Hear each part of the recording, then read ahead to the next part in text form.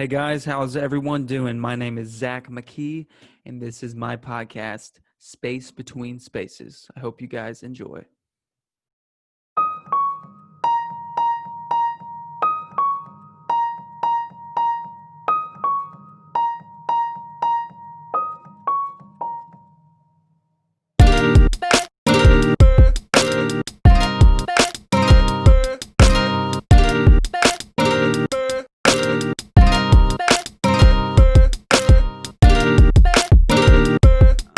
Got to be patient with yourself. Patience honestly starts by accepting the now, and I'm learning that as we speak because, yeah, I get to this place of like, wow, I'm 25, I have a girlfriend and a kid, and I should be making an X amount much of money. I should be making this much money. I should be making this much money. And I realized that those goals won't be able to be achieved until I can be patient and accept where I'm at now. Because, yeah, it's okay to have goals and to want better for yourself, but it's not going to get there if you can't accept where you're at now. Accepting where you're at now is a pivotal point of just planting your foot and going up for that layup and just being like, yep, let's go. Hopefully that wasn't a bad analogy. I think it was okay. Just planting your foot and going. Or maybe being at where you're at, being where you are now and accepting that is like a foot race or like running on the track. It's like planting your foot and just start going. I think we can get caught up in these cycles, especially me at times. You get caught up in these cycles of not accepting where you're at and fighting where you're at. You're like, oh man, like I'm not where I want to be. And you get frustrated with yourself. But I'm learning that that's not going to do anything because we really like wishing you were somewhere else where you're not is so it's not going to do you any good. It's not worth anything. Especially, imagine if you just like spent your whole life wishing you were somewhere else and then you die and you're going to die full of regrets. But if you can learn to accept it now, because we never know when we're going to die. So it's time to start learning to accept the now right now and accept where you're at right now, because make peace where you are. Because if you die today, those regrets and that guilt or shame or whatever negative energies you're carrying with you, they carry on with your soul. And I truly believe that. So, I think the most pivotal moment anybody can accept is being in the now. It's been my biggest practice. I've been doing a lot of like breath work techniques. Wim Hof is a guy who's all about breathing and how these deep breathing patterns can get into your physiology of your consciousness and kind of rewire your brain. And also he's big into cold shock therapy. So he's big on ice baths. He's big on, they call him the Iceman. So I've seen him like go on hikes with barefoot and shirt off in like freezing weather. I've seen him just go on super cold lakes and he just sits in there with such ease, man. If you should look him up, his name's Wim Hof. So WIM space HOF. That's his full name, Wim Hof. But the breathing technique that he does is you do that about 30 to 40 times. And then on that exhale of like that 30th or 40th breath, whatever it is you want to do, you hold it. So you hold that exhale for, he says 90 seconds. I cannot make it to 90 seconds holding my breath. So just do it as much as you can. I do it more so in 30-second increments. So I'll start off and get my body real calm, 30 to 40 seconds, or no, 30 to 40 breaths, hold it for about 30 seconds. And then I take 10 more deep breaths, hold it for about 30 seconds, 10 more, hold it for about 30 seconds, then my last set of 10, and then hold it for 30 seconds. The meditation isn't necessarily about achieving anything. A lot of the times, I've growing up, I've heard people talk about meditation as it's like a waste of time. They're like, oh, you're just sitting there. It's like, yeah, that's the point. It's the point of accepting where you are. Meditation isn't about gaining anything. It's about becoming more present so you can go about your daily life and live it more effectively by being in the present moment. meditating is about focusing on your breath and realizing that your breath is the fundamental core of who you are, not your emotions, not your thoughts, um, but the breath is the most. That's the only thing we knew how to do basically when we were born was breathe. And actually, the feeling of needing to breathe is, I feel like, a natural thing of when a baby feels like the sucking, like when it wants to suck on a boob and get some milky.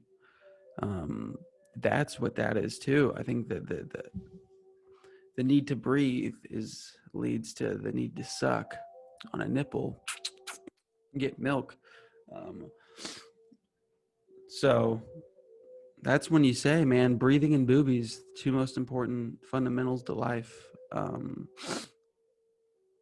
Wow, I have a stuffy nose. What's going on with this? It's kind of frustrating.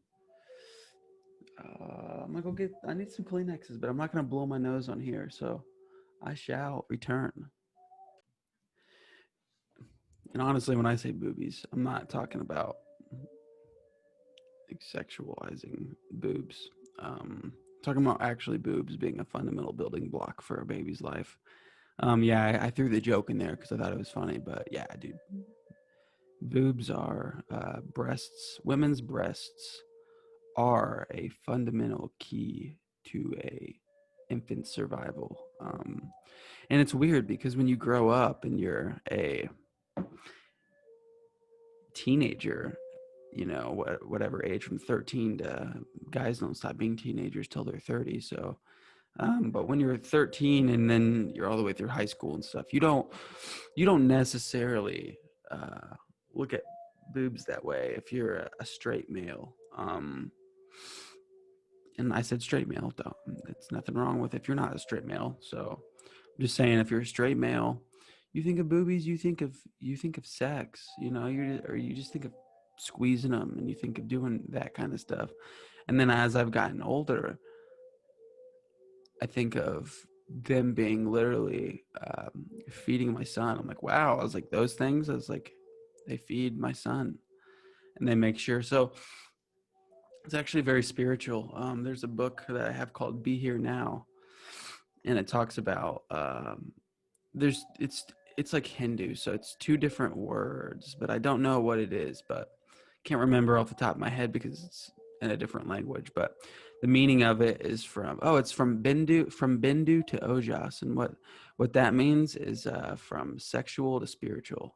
So like we have the ability to take our sexual energy and the way we perceive sex and ascend into spirituality. And that doesn't mean that you just like throw sex out the door. You throw anything sexual out the door. That's not true. It's more so saying like, yes, it is okay to be sexual because sexual is our origin. It's our nature. It's human nature to be sexual. Sigmund Freud, at his finest, psychodynamic theory, said that humans at our most deepest level are completely driven by our sexual desires, unconscious sexual desires. Is a big motivating factor for our personalities, and I really think that is all very true. Freud was pretty messed up, but honestly, that makes sense. And what is taught in this book, it's just dealing with energy, dealing with sexual energy. It sounds weird, but let's go back to meditating, where let's say you feel like a sexual urge, let's just say it. Let's say you're single, especially singles, where I really practiced this and learned a lot. You feel a sexual urge, and the idea is to not act on it. The idea is to sit there and experience it, and experience that energy moving around down in your pee-pee. And you want to experience it though, and you want to feel it, and you take that energy and then you let it rise up. You let it rise up, and it's basically, like I said, it's basically going back to letting your sexuality and your sexual desire being the root of who you are. That does not mean you just go out and have sex because, oh, this is who I am, I get to have sex whenever I want. No, it's about realizing that it's normal to have sexual desires. I think religion can kind of make people feel guilty or shameful for having sexual desires. And it's like, no, I don't want to feel like that. No, I don't want to feel like that. But I know darn well a lot of people who are religious. I mean, they get married and they have sex with their wife. So it's like, obviously, if you're married but you're religious but you have sex with your wife, you obviously have sexual desires, and that's okay too.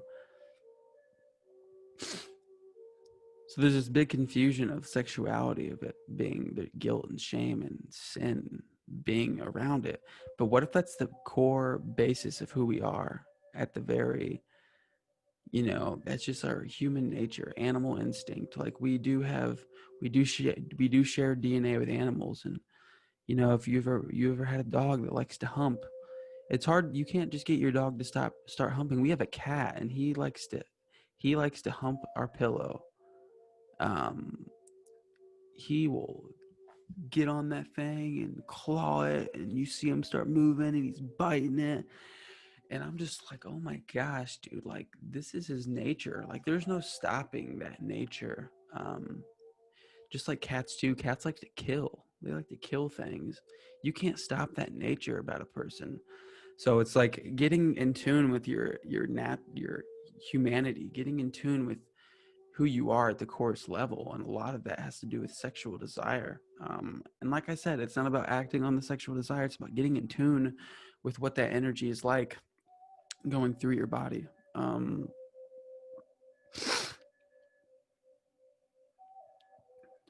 Everyone's got different opinions when it comes to this stuff. Everyone does. These kind of things are I don't know. I've always thought about God. I always grew up believing in God, and I still continue to pray every single day to God. I mean, I got a Jesus picture right up here, and I got a cross on my neck. But that doesn't. I try to separate God and religion at times, because religion's been formed by man. Religion's been formed by man. They talk about this man named Jesus. It's a great story. The Bible is a beautiful story. It's literally about a man who laid down his life for humanity, um, and let these people that beat him and spit on him and whipped him and did all sorts of terrible things to him. He let them kill him. He didn't fight back because that's how much he loved them.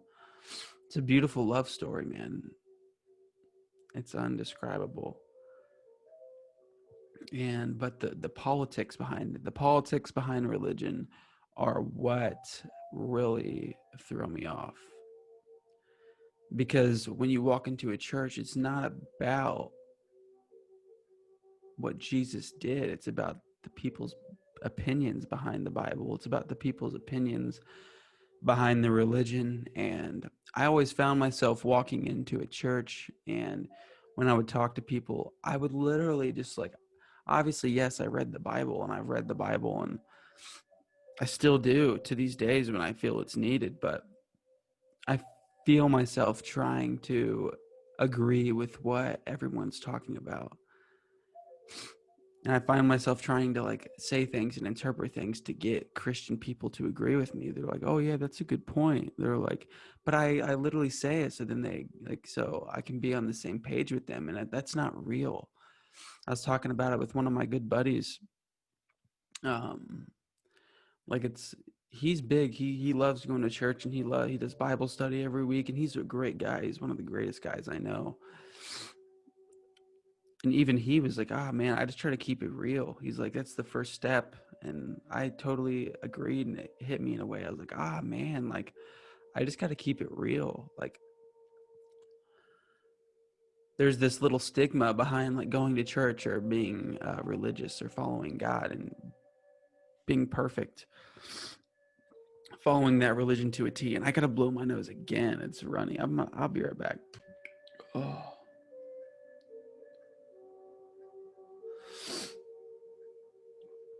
Oh, live.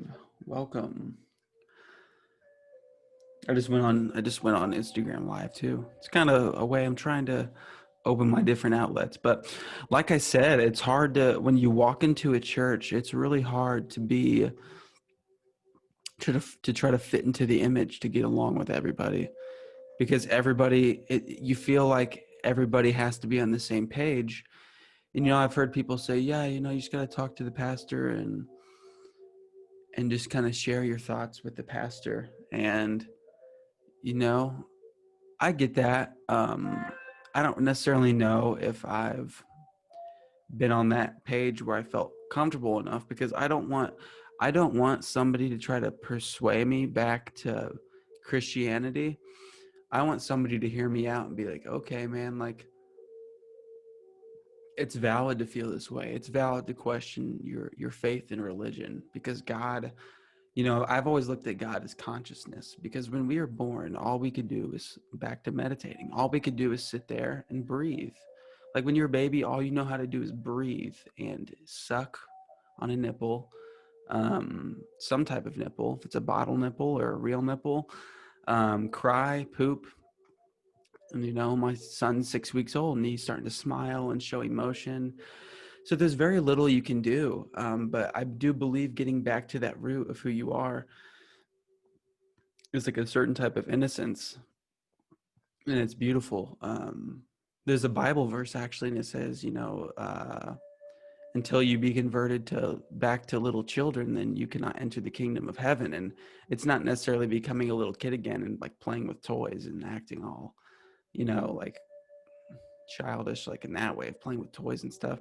It's more so about finding that innocence in you again. Like little kids, like, are very forgiving, they're very loving, they're very kind, most of them. And it's about getting back to that innocence. So, and I do find that very true. But when you walk into a church and talking to a pastor, like I said, I don't want to be converted, try to be converted back to that religion. I don't. I honestly have a lot of respect for anybody of any religious, political beliefs. Like, I'm trying to learn to be as accepting as possible. But it's like, who do you talk to when it comes to your faith of God? When, religion just wants to convert you to what they believe. And I don't think there's anything wrong with what people of any religion believe. I just believe that it's dividing us, Like, how do you tell somebody who's been a Muslim for 35 or 40 years to go back, your religion's wrong, come and follow my religion? How do you tell somebody that? And I'm sure there's a nicer way to say it, but there's no, like, that's not even a good intention to try to do that. Somebody who's been, Hindu for 40, 50 years, how do you sit there and tell them that what they've been studying is wrong when that's like their core fundamentals of life and what they go by? Like, there's almost got to be a different way to bring humanity together. I don't think religion's the answer anymore. I don't.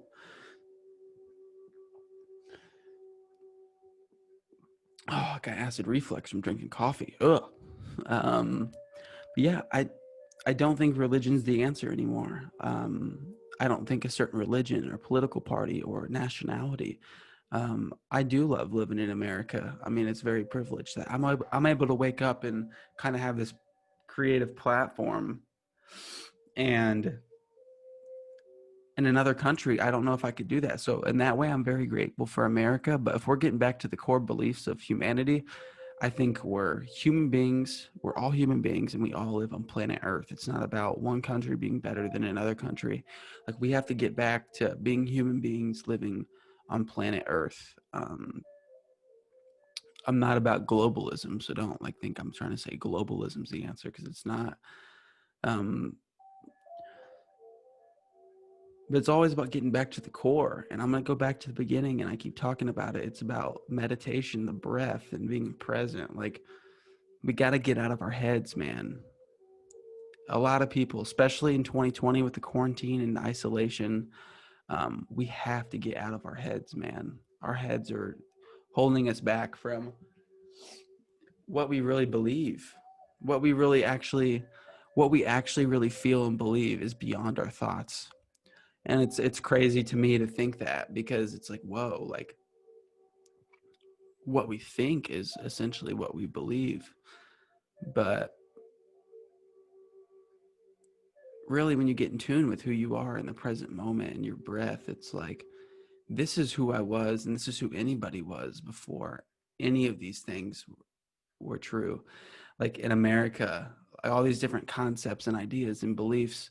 Like, yes, I'm not saying like we should all just like stop believing in, we should just stop believing in everything and sit here and breathe. That's not what I'm saying. There are fundamentals that we need in life. You know, there is medicine, there's science, there's a way of life to be compassionate and kind and sincere. But if we got back to our breath and just meditate and breathe and just take time each day to like put down the phone, put down the TV, turn off the TV, put everything away and just breathe and focus on who we are, we would get back on realizing what's important in humanity. And my thing is you know, got to start with yourself. So that's been my practice lately, is meditating and breathing. And the biggest thing for me is trying to practice non-judgment too, because I find myself when I'm feeling a certain way in life and things start going wrong, I start pointing on the outside. I'm like, oh, dude, I'm like, yeah, screw that person. That person's annoying. You know, like this person's holding me back because they're this way, you know, and I find myself start trying to find any external situation, person, or circumstance to put the blame on that. But it's really not that that's holding me back. It's something on like the inside of me that's reflecting on that external circumstance.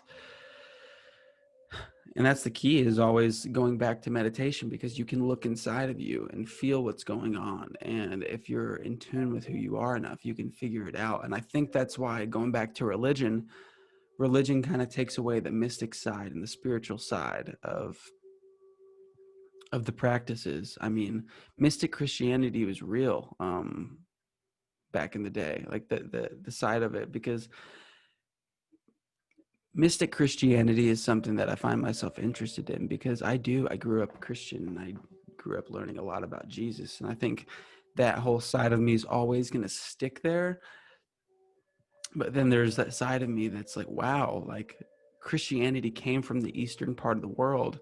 And at the time, especially when Jesus was around, I mean, there was so much going on in the eastern part of the world.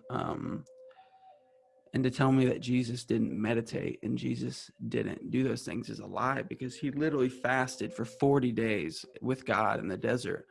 And God wasn't sitting there next to him like, oh, hey, man, what's up? Here I am. I'm appearing to you. No, like 40 days of fasting in the desert by himself with God. He was by himself. He was meditating. He was sitting there in silence. Just like how Buddha, like the story of Buddha, he sat under a tree for like, I don't know how many days it was, but he sat under a tree and he fasted and he became enlightened. And it's very similar stories if you think about Jesus in the desert for that many days and Buddha sitting under that tree for that long. I mean, like, it's a very similar story. It's beautiful to think about getting, because basically the desert and the forest are two different places, but they're both nature. And it shows that getting back in tune with nature is getting back in tune with God. Like, and I'm trying to do my best to stay on topic here, but my mind just kind of takes me. I'm not on script. I'm not on that. So nature is this thing that's like fastly connected. If you guys have ever watched Avatar, the Avatar directed by James Cameron with the big blue creatures, nature in that movie has lights and all the roots are connected underwards. They're all connected.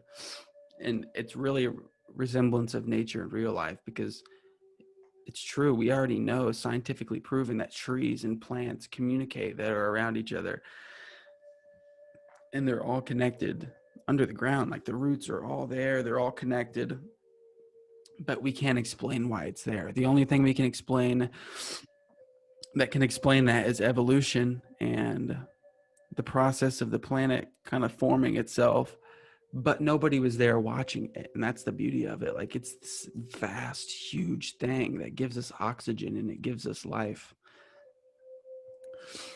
And getting in tune with that is getting in tune with something that's beyond our understanding. So spending time in nature can bring you back to like the core of who you are, can bring you back to who you are, because you're spending time in something that you don't understand. We don't understand it to a T. And I think that's beautiful. I think that's my favorite part. That's why winter's so depressing, man, because I want to get outside and I want to go hiking and I want to just spend time outside and breathe in fresh air. But in wintertime, it's not like that. I think that's why we all hate Indiana and we're just ready to move somewhere where it's warmer.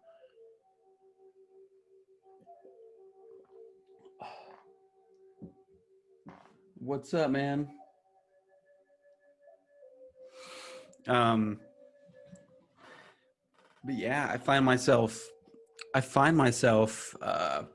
leaning more toward that God is consciousness. God is God is consciousness, and it's just who we are and what everything is without explanation. Because everything's got a story, everything's got an explanation, and I think it's the human desire to know everything. We want to have a definitive answer on what exactly is going on, what exactly is happening, and that's not real. Like, why can't, like, I want to get in tune with what I don't know, but I don't need to be able to explain it. And I don't need to know it in literal terms to like write a book on like, this is the truth. Like, this is what's happening right now on planet Earth, exactly everything. I want to get in tune with my breath and meditation because it's empty and it's like, oh, dude, I don't need to know the answers to everything. And actually, when I find myself with the intent of not wanting to know the answers to everything, I find myself with more intuition and more insight. Um, and it's pretty cool. But it's also shallow. It's also murky waters when you're walking in these waters because people are just like, dude, like you're talking in a fucking fantasy fairyland, man. Like, we need facts, we need proof. And those people literally wake up and they suck dick in the morning. Okay, I'm sorry. Too far, too far, too far. But those people just aren't fine. Like, oh, we need facts. We need facts, foundation, words, facts. I'm like, dude, your facts don't, you can trace your facts back and your facts are going to go back to something we don't know. It's like with this whole political phenomenon going on right now that these people are corrupt and that party's corrupt, but this party's not. Nobody really knows what's going on. Like, I don't see anybody who supports Biden or Trump or who supported Obama or anybody. I'm not getting into the politics of what's right and what's wrong, but I'm getting into the part that nobody hung out with people behind the scenes. We saw what presidents were like on camera, and we saw articles that people read, but nobody knows anything that's behind the scenes. We don't see anything. So that's why I love sinking into the things that we don't know and accepting it, because I find a wisdom and a nature of life that's just far more beautiful. And I feel something that's so beyond like this temporary existence that we have. We can just sink into that, man, because we're gonna die one day, and no matter how much you think Christianity says we go to heaven, we spend eternity in heaven with God and Jesus, and I think there's a beauty to that. But I do think that when we die, you have to realize like it's far beyond our understanding still. Like, even if Christianity has the explanation of it, dude, that's just a little sneak peek. We don't really know what happens when we die. And that's a beautiful, even more beautiful reason to sink into what we don't know, because it's like, why not? Why not just people? You hear people in this world say you have to go into the unknown, you have to go into step out of your comfort zone. Well, dying and dying is ultimately going out of your comfort zone. You have no fucking clue what's going on. That's why people who take like DMT and stuff like that, like they go into these like complete crazy places. I'm not gonna. I don't really know much about DMT because obviously I've never done DMT. But you should go on YouTube and type in like people giving their DMT experiences because they're pretty interesting to hear about. And I know people declassify that, write those things off as, oh, they're doing drugs. It's like, no, man, this is something far beyond. Like, it'd be different if people like just woke up and did ayahuasca or DMT every day, but like people travel to South America and places in Peru, um, and places like this, and have these experiences guided by shaman and guided by spiritual guides. And literally, so if you've ever heard of anybody going to South America or something like that for an ayahuasca or DMT experience, people go there and there's shaman there, but there's also different types of shaman, more so like doctors or psychologists. There's a whole team of people who have different strengths.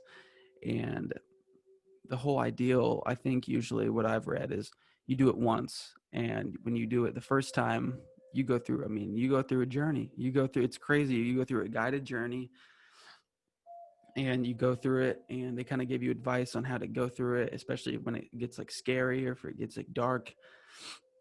But then you talk about it with them, and then they kind of explain to you how they interpret it, and then you go back at it again, and they give you tips on like how to kind of sink into it. And there's studies with psychedelics on like the long-term effects of healing, and it brings you back to your nature of consciousness. There's all these thoughts and emotions, and there's all these things going on in the world that we're experiencing, and like if we can just center ourselves in consciousness, that before life, that before all these things happen to us, we're just like a person there sitting there breathing, and we're conscious, but we don't know everything. There's a beauty to that because it's sinking in with just accepting reality. Oh, dude, this acid reflux is killing me. And I have a runny nose, acid reflux. This is embarrassing. Let's see what's going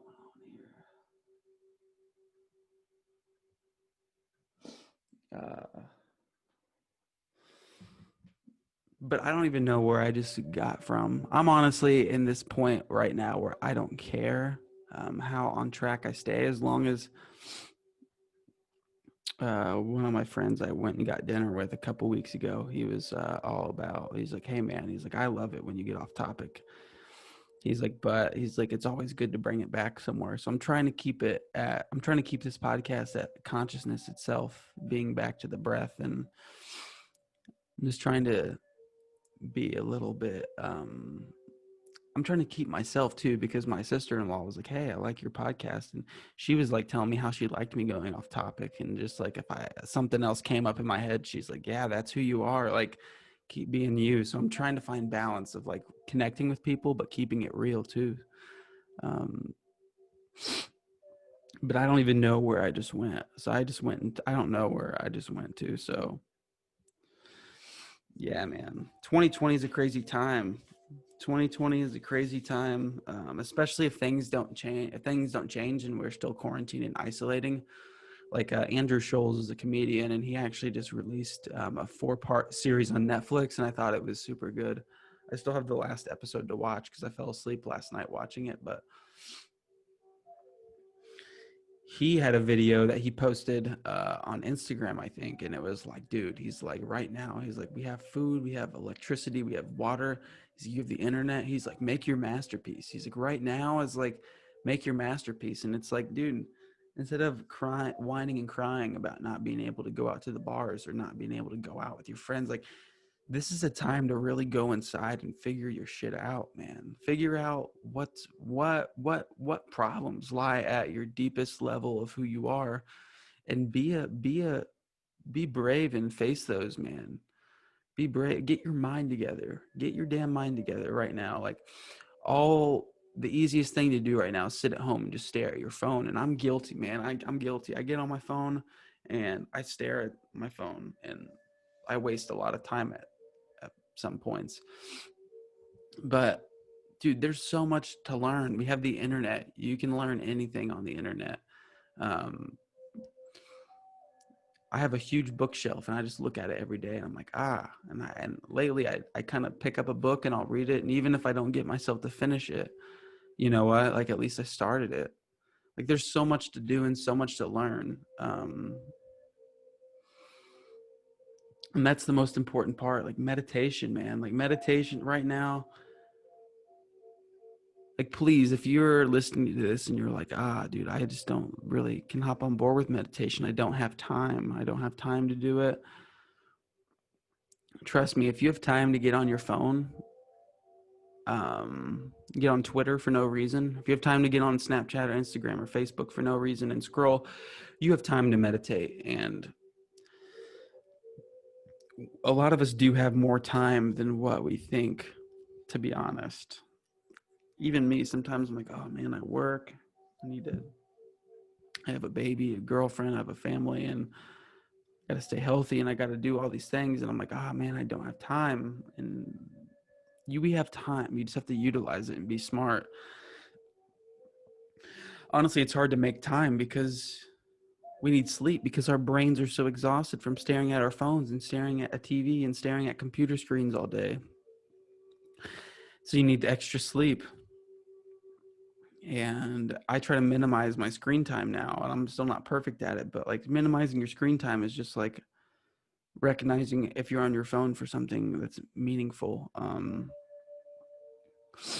Last night, even if honestly, I said blue light's bad, like watching TV, but even putting your phone down to watch a movie is better sometimes than just being on your phone to be on your phone, because a movie has a plot line that's like an hour and 30 minutes long, or 2 hours, or nowadays 3 hours, but you watch it and you're focused completely on that. So movies even are better than being on your phone pointlessly, because it actually helps you with your focus. It helps you understanding the plot point and what's going on, and then the story throughout. So even watching a movie is really a lot more helpful than just being on your phone for no reason.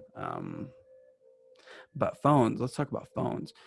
Phones aren't necessarily a bad thing. I used to think like cell phones were the devil. I used to think social media was the devil. Social media is a demon and it's there to eat us alive. No, I'm just kidding. I never thought that, but that was my view of it in a way. Like I used to just completely demonize social media and cell phones. And I think but like I said, accepting where we're at now in the beginning, accepting the present moment kind of makes me realize that it's like, hey, like we are in this place for a reason. So like I'm learning to embrace having social media. I'm learning to embrace having a phone. Yeah, I think it disconnects us from reality at times and socializing with people, but we can also use it to connect if we use it the right way. The people who made social media realized there's a dark side to it, and I think social media was made with an agenda to deconnect people, because honestly, with Snapchat stories and Facebook and Instagram stories, it's like we all know what everyone's doing. And I think it's okay to not know what everyone else is up to. Shout out to Mishi. Um, but it's okay to not know what everyone else is up to, because we have time to focus on our own lives. So that's like the bad part of social media, but you can use something that was made with bad intent for the good. Um, like I said, dude, Andrew Scholl said it good. Like we have social media, we have the internet, we have this like weird time of pandemic and isolation. Like use social media and the internet to spread some love, to spread some truth, and just like spread yourself of who you really are, because that's all we got right now, man. If a year down the road, imagine if we're in complete lockdown where we can't really go out and socialize like we used to, but we still have this. Like this could be our only means of connection in the next 5 or 10 years. If I'm going to go to that extreme, like this could be our only means of connection. So I try to accept where I'm at and be like, okay, man, like there's a good side to this too. Like let's make the best out of it. Let's accept it for what it is. It kind of goes back to the serenity prayer of accepting things you can't change, but changing the things you can. And unfortunately, none of us are senators or politicians or rich business people who can have a quick impact and change things, but we do have the ability to impact at a smaller level.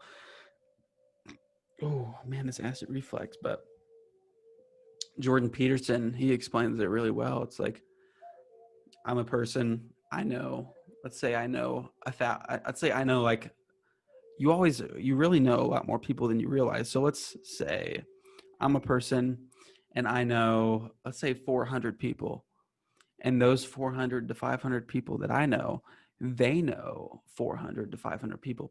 Some people know more, but you know, and it's this big chain and it makes us all connected. So think of me, say like, we're all the center of attention in our own reality because we're us, and our reality does revolve around us in a way.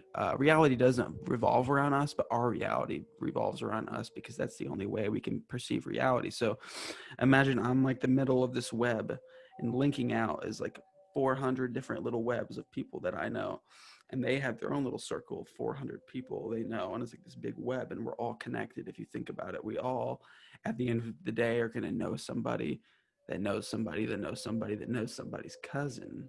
I'm just kidding, but we're all connected, and I think that's a beautiful part of life. So while social media was made to disconnect us in the physical reality, we can use it to connect us. So yeah, I don't. I'm gonna pause. I'm gonna go blow my nose. No one's up. What time is it? 7 in the morning. No one's up. Can't believe. Shout out to Zach Gracie. Zach Gracie's the only one who's been on here. Um, but it's 7 a.m. Who's really gonna be up at 7 a.m. on a Friday? Wanting to hop on here. Oh, Rona. Oh man, this has been long. I think this has been like an hour and 4 minutes. I'm kind of. What did I just talk about for an hour? Whatever, man. Let's go. Who wants to sit there and listen to somebody talk for an hour? I mean, that's okay. That's okay with me. But I'm gonna hop off here, man. I'm gonna get ready to go to the gym. Maybe go do a little grocery shopping and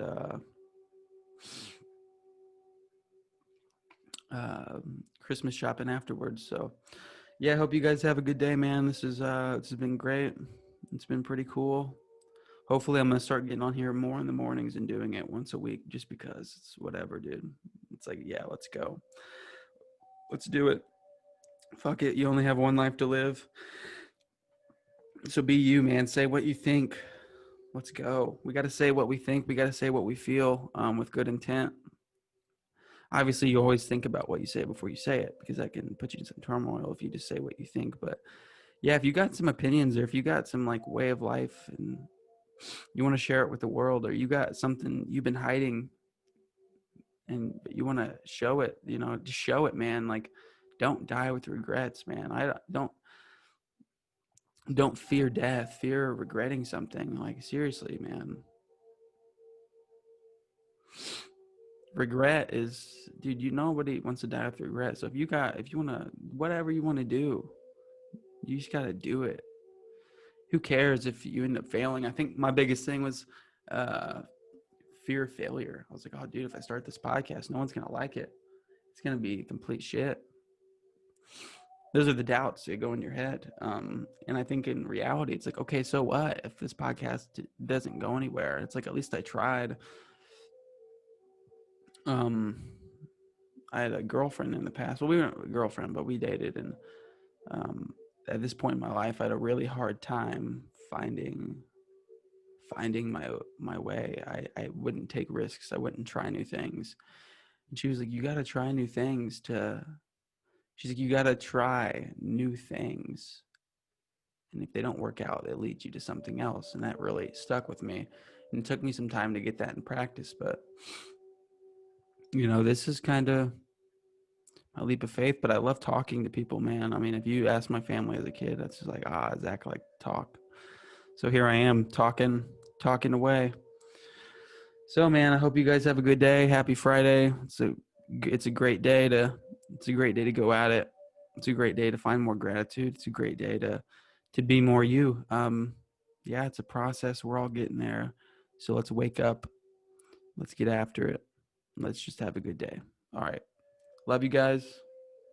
Later. See ya. Peace. And the